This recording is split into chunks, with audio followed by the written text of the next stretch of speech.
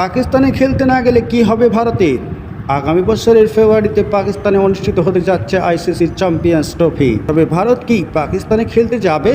সে নিয়ে রয়েছে নানা সমালোচনা। দুই দেশের ক্রিকেট বোর্ড ও আইসিসি খুঁজে বেড়াচ্ছে এই প্রশ্নের উত্তর। তবে শেষ পর্যন্ত ভারত যদি পাকিস্তানে খেলতে না যায় তাহলে কি হবে? গত বছর এশিয়া কাপের আয়োজক দেশ ছিল পাকিস্তান, সেবারও সেই দেশে খেলতে যায়নি ভারত।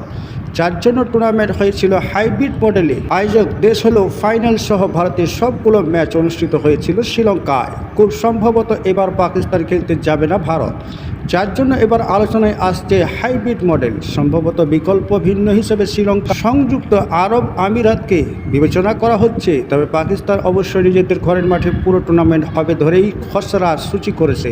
সেই অনুযায়ী ভারতের সবগুলো ম্যাচ অনুষ্ঠিত হবে লাহোরে। অবশ্যই নিরাপত্তার ঝুঁকি এড়াতে ভারতের সব ম্যাচ এক ভিন্নতে রাখতে যাচ্ছে পাকিস্তান ক্রিকেট বোর্ড পিসিবি। এদিকে বিসিসিআই আছে ভারত সরকারের সিদ্ধান্তে অপেক্ষায়। তবে ভারত যদি শেষ পর্যন্ত পাকিস্তানে খেলতে না যায় আর সূচি অনুযায়ী চ্যাম্পিয়ন্স ট্রফির ম্যাচ পাকিস্তানে বহাল থাকে, তাহলে টুর্নামেন্ট থেকে নাম সরিয়ে নিতে হবে ভারতকে।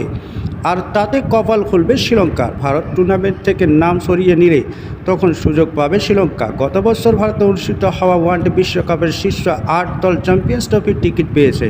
বিশ্বকাপের নবম দল ছিল শ্রীলঙ্কা। 2025 সালে চ্যাম্পিয়ন্স ট্রফি হতে যাচ্ছে একক আয়োজক দেশ হিসেবে পাকিস্তানের প্রথম আইসিসি টুর্নামেন্ট।